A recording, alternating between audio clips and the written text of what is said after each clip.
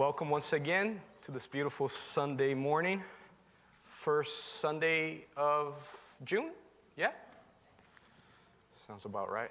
Somebody hit the bald head flashing. I don't want to blind you. A little better.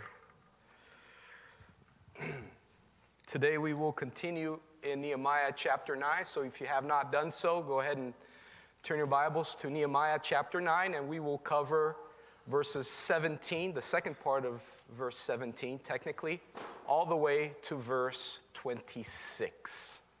I mentioned last week that we would cover the remaining part of the chapter, but as I was studying this week, I felt that it was a little too much, so we'll actually split this chapter up into three portions. So today we have part 2, and next week, hopefully, we will have part 3.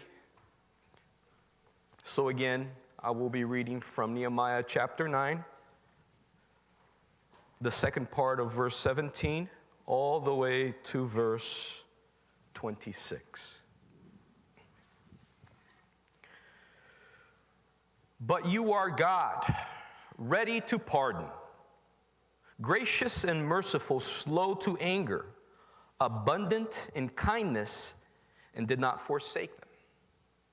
Even when they made a molded calf for themselves and said, "This is your God that brought you up out of Egypt," and worked great provocations, yet in your manifold mercies you did not forsake them in the wilderness. The pillar of the cloud did not depart from them by day to lead them on the road, nor the pillar of fire by night to show them light and the way they should go.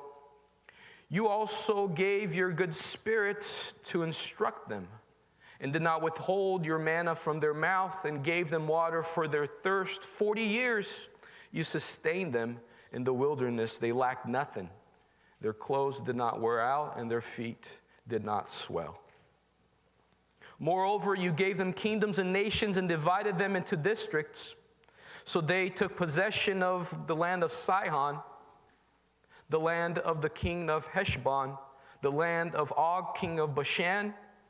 You also multiplied their children as the stars of heaven and brought them into the land which you had told their fathers to go in and possess. So the people went in and possessed the land. You subdued before them the inhabitants of the land, the Canaanites, and gave them into their hands with their kings, and the people of the land, that they might do with them as they wished. And they took strong cities and a rich land, and possessed houses full of all goods, cisterns already dug, vineyards, olive groves, and fruit trees in abundance. So they ate and were filled and grew fat, and delighted themselves in your great goodness. Nevertheless, verse 26, they were disobedient and rebelled against you, cast your law behind their backs, and killed your prophets who testified against them to turn them to yourself, and they worked great provocations. So here we have, once again, this middle portion of the prayer contained in this 9th chapter of Nehemiah. As we saw last week, this prayer was not a spontaneous prayer. Most likely Ezra built this prayer prior to it being given to the people, spoken by the Levites and those who were assisting Ezra in this task. And here they were most likely reading off of this prepared prayer, which Ezra took basically their history. We saw last week that the first portion of this prayer had to do with the history not only of the Hebrews or the Jews, but all of humanity, because it started all the way back into Genesis chapter 1, verse 1, and it went on to talk about how God created the world. But eventually it got to the point where it did talk specifically about their history and the call of Abram or Abraham. Eventually, it got to the point where it stated that God not only called Abraham, but also liberated his people from Egypt, and eventually again talked about the wilderness wanderings when God cared for them during that period of time of 40 years as they were heading towards the promised land. And in the very last verse of last week's portion, we saw that instead of thankfulness, instead of worship, instead of having this humble gratitude, what do? They rebelled against God. They showed pride. It was stated there on the first part of verse 17, from 16 to first part of verse 17, that they were a stiff-necked people. In other words, they would not listen to instruction. They just wanted to go about their own ways and doing things in accordance to their own beliefs, as God was pulling the reins and trying to lead them, guide them in one direction or another. They just kept on going as they chose. And here now on the second part of verse 17, we pick up where we left off. But before we actually get started, as most parents have experienced, at least in this past school year, most likely you were part of the instruction and teaching process this year. I know some of you do homeschooling and that's a norm, but for the majority of us, that is not the norm, and myself included. So I would take all of the kids to church, and that is a blessing that we do have a separate little area in the office that we could utilize for that purpose.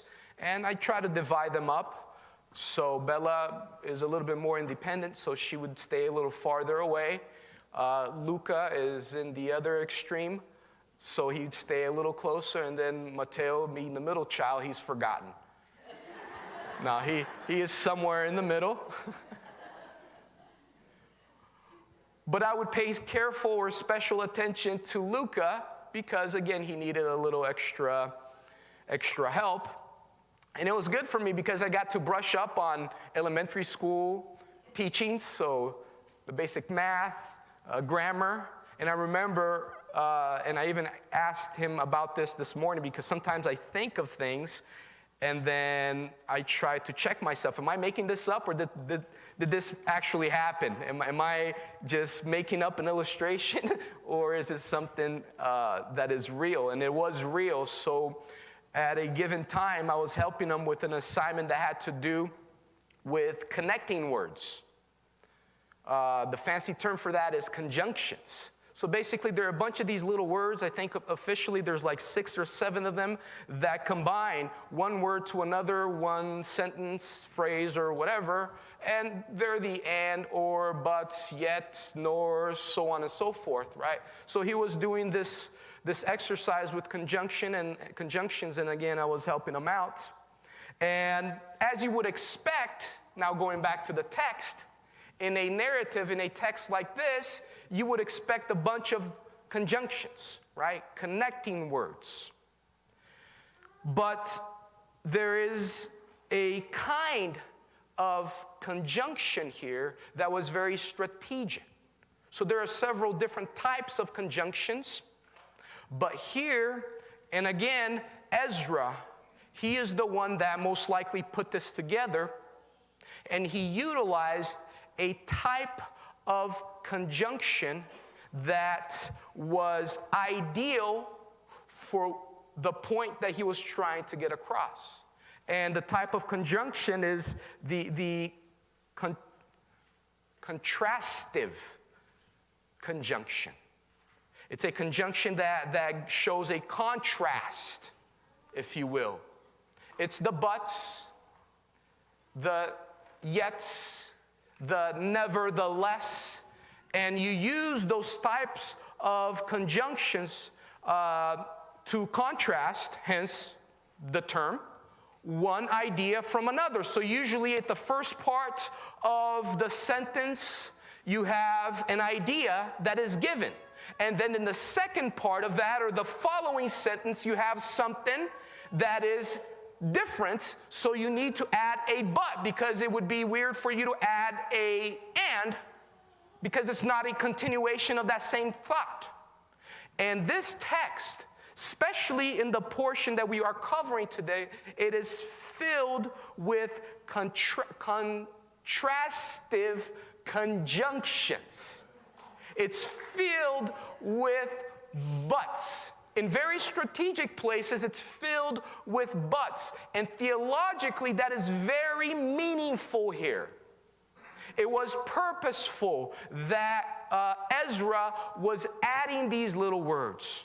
So let me show you the first key word that we see in that realm of conjunctions, and it actually appeared on verse 16, a verse that we covered last week, so we're backtracking a little bit. On verse 16 it says, but. That's the little conjunction right there. Why is that but important? Prior to that but with one T, all you had were blessings. Again, it was God creating the world and providing everything for humanity to abide in this reality. Think of all that is needed for us to survive, and God created all of that and more. And then it went on to say that God called Abraham, not because he deserved anything, but because of his own free choice. And not only did God call Abraham, he gave him the promised land, and he said that he would become a great nation. Look up into the heavens and see all the stars. That is who you will become, your children. And then God heard the cries of the Hebrews after they spent hundreds of years in Egypt and liberated them through Moses. We have the story of the Exodus, and again, throughout the wilderness wanderings, even though that was part of God's discipline, God cared for his people in the most minute ways. All blessings, all good stuff, all things that they should have been very pleased with. But instead of this humble gratitude, what do you have? But they and our fathers acted proudly. Again, this is strategic. Ezra essentially is saying it should have gone one way. But it went another way. But here we have another conjunction. Because think about it for a second. All blessings. And instead of gratitude, instead of worship, but we have pride and disobedience. So it would be normal to think, okay, now we're going to follow this road that was changed by their attitude. So because of the defiance, because of the disobedience, because of the pride, there should be wrath. There should be something bad that happens as a consequence. But we have another but. What do we have? On the second part of verse 17, but you are God ready to pardon. Do you see how Ezra is strategically utilizing these little terms to explain these contradictions within this story? God gave blessings, but they rebelled. And you would naturally expect God just to be very vengeful, or at the very least say, forget about it, fend for yourselves. But he did not do that. He contradicted their contradiction and gave them mercy, gave them grace. I remember probably a few years ago, a couple of you might remember that, most likely not. I have no idea what I was preaching on, the topic of the sermon, nor even the book. But I do remember that somebody raised their hand and asked a question pertaining to grace and mercy, and basically that question went, hey, what's the difference between grace and mercy? Right in the middle of the sermon. So I'm not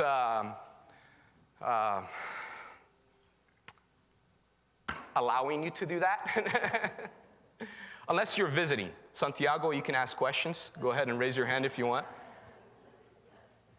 That's not normal behavior. But again, it was a visitor, and he asked that question. I very quickly said, look, it's kind of the same thing.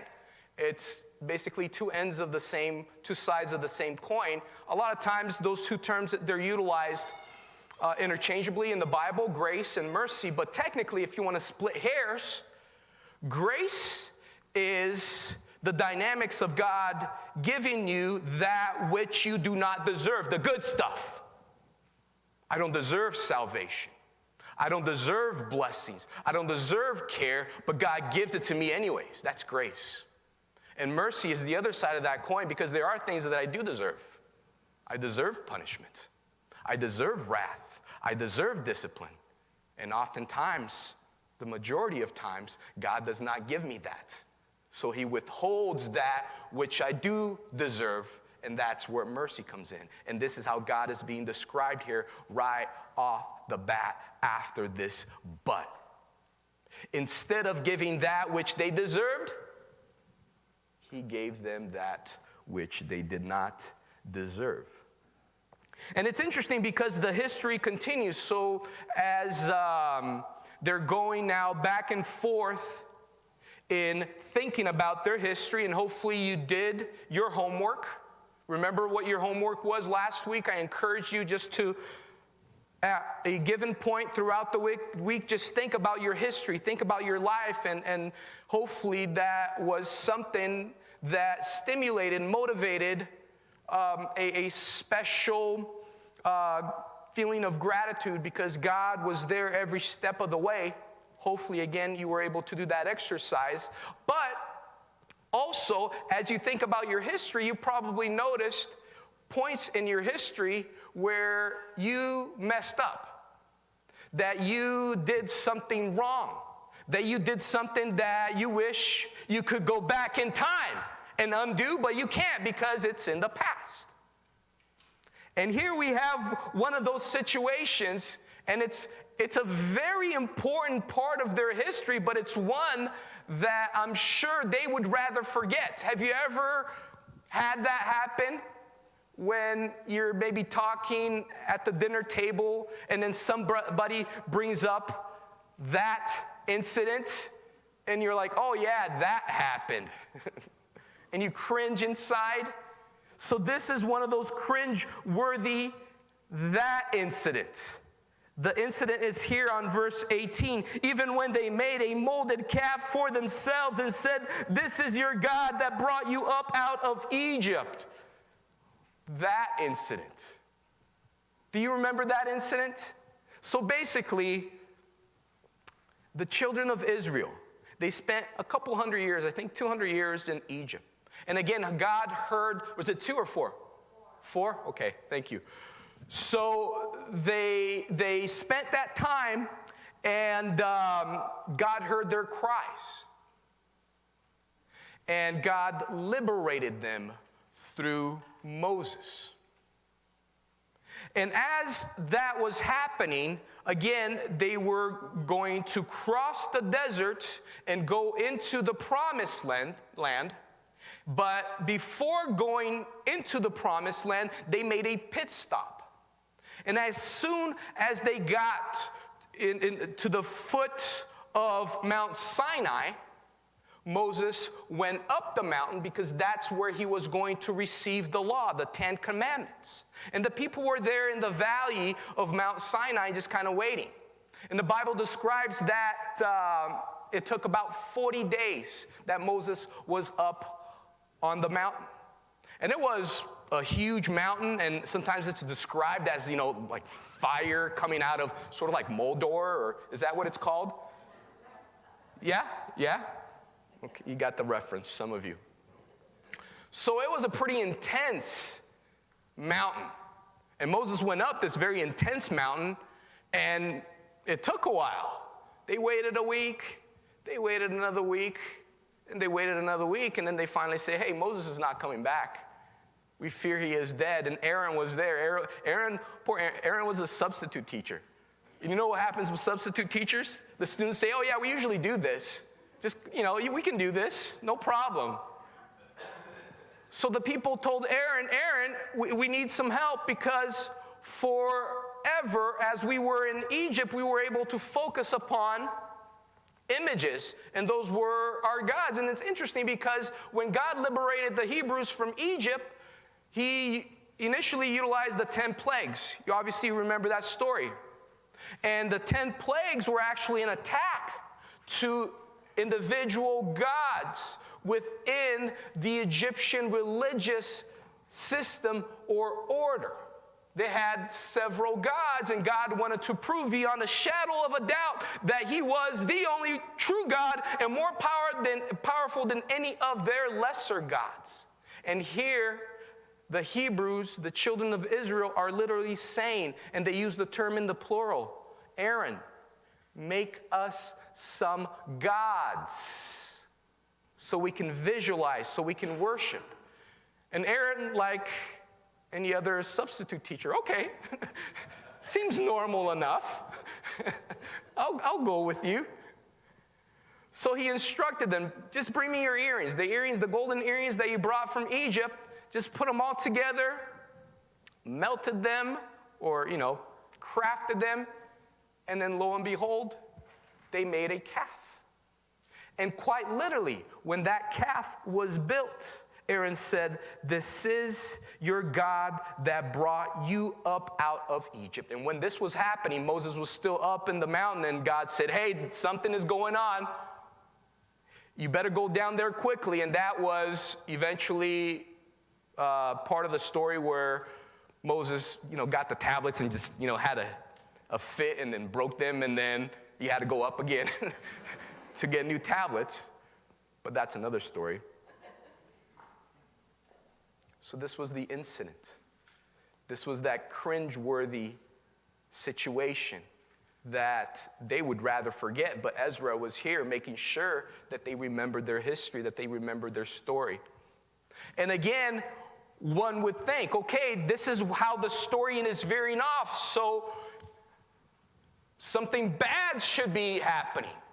God should be, showing his wrath. And God was upset, and God did discipline his children. But in the overall scheme of things, look at what he did.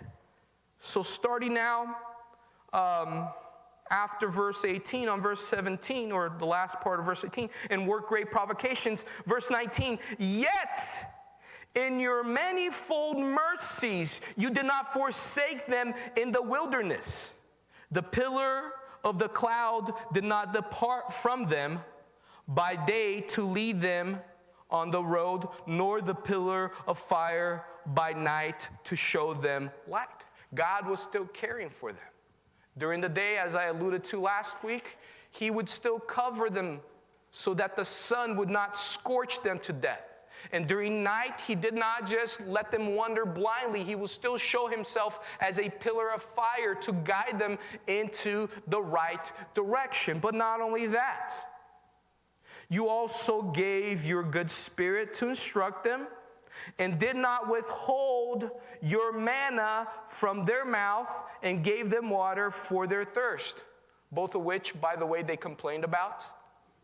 But God still gave it to them. And then the one that I found especially interesting, 40 years you sustained them in the wilderness. They lacked nothing. Their clothes did not wear out, and their feet did not swell. Can you imagine that? Talk about, countercultural stuff happening here. One piece of clothing for 40 years.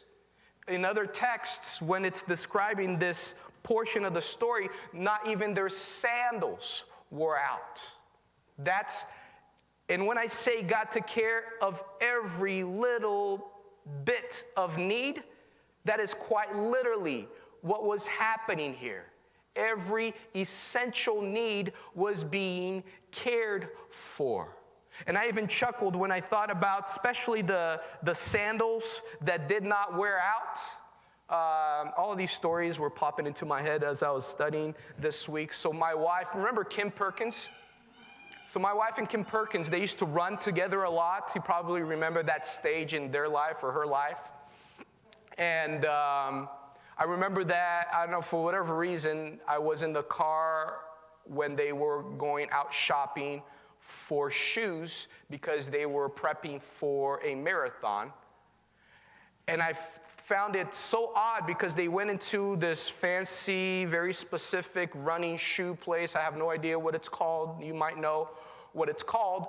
And the whole pitch is that your tennis shoes, your good running shoes, they have an expiration mileage count.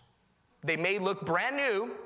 The soles may still be intact, but you keep track. If you're a good runner and you know, you're especially if you're prepping, if you're training for a marathon, you keep track of your mileage because you want to hit a specific goal before you actually do the race. Well, apparently, shoes should be changed every so often pertaining to their mileage. It's like rotating your tires or something. And then I thought that was odd because up until that point, I felt that I change my shoes when the soles fall apart.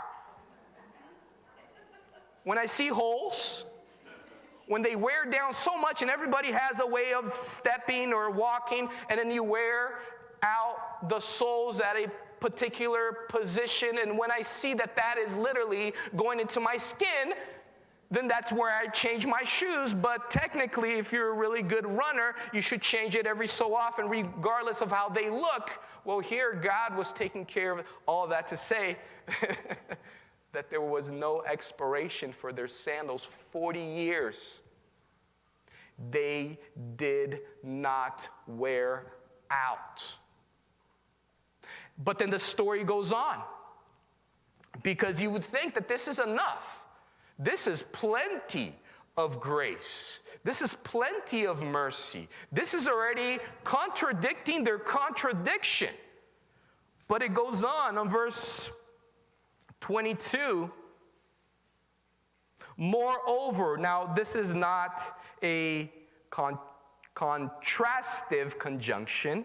This is actually a conjunctive conjunction.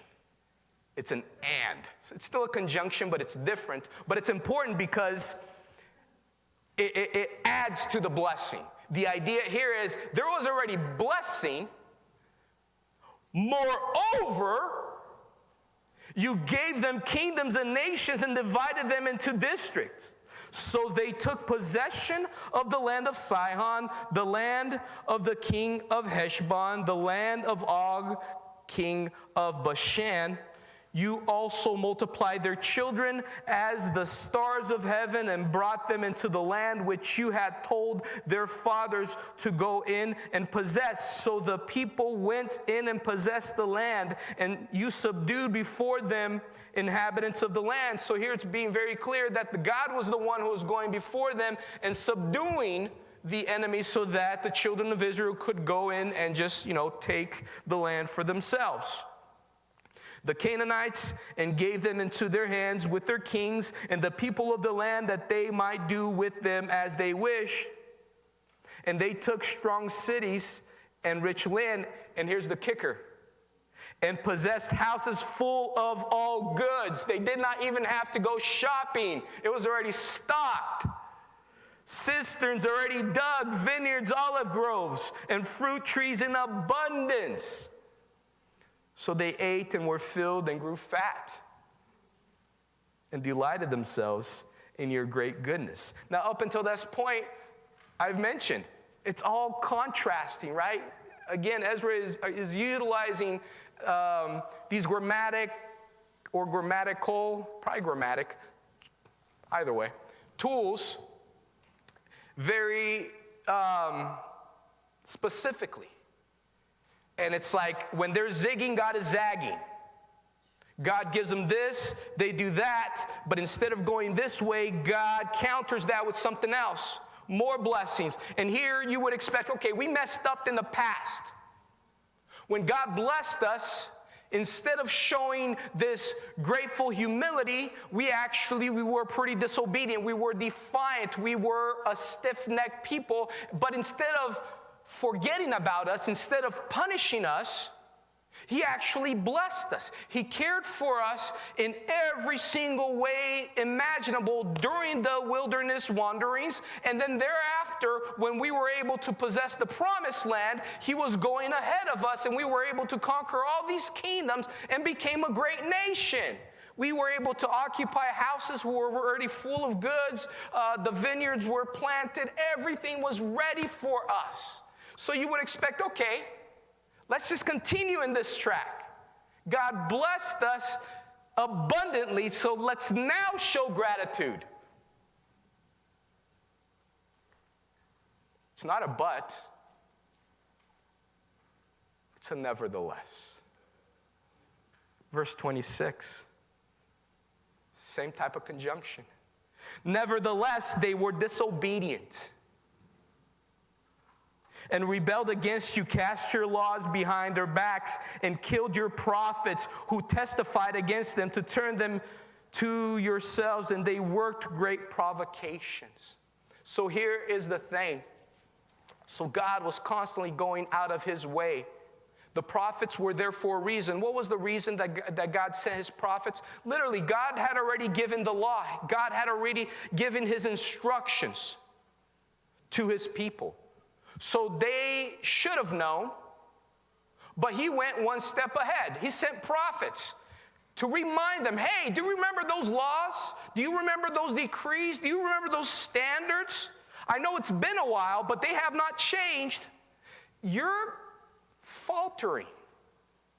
You're not following these guidelines. So I'll send my prophets to remind you. Because I'm a good God, because I'm a patient God, I'm just going out of my way to make sure that you understand what is being expected of you. And what do they do with the prophets? They kill them. Do you see how this story is being orchestrated here? This very real story?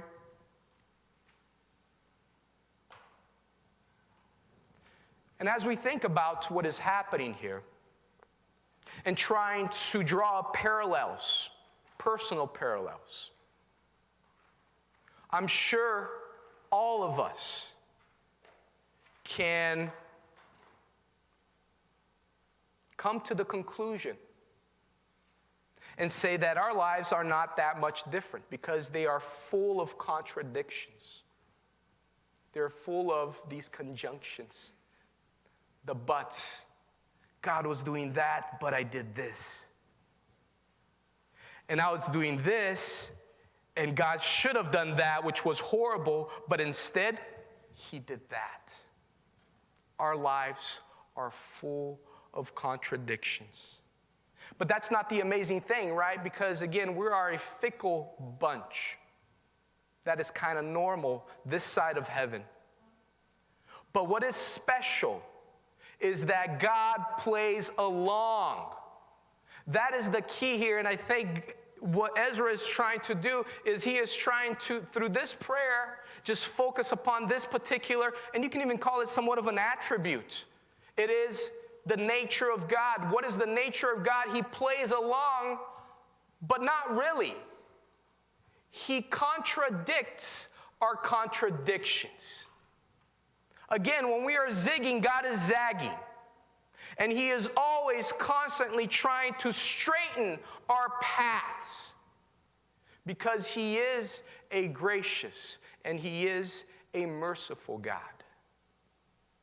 And again, as you continue these exercises, and I want you to continue throughout these weeks until I finish this chapter anyways, so you have one more week to go. Just continue to think about your story. But maybe this week, just focus a little bit more on these contradictions that you experience. But don't stay there. Just think about how God reacted.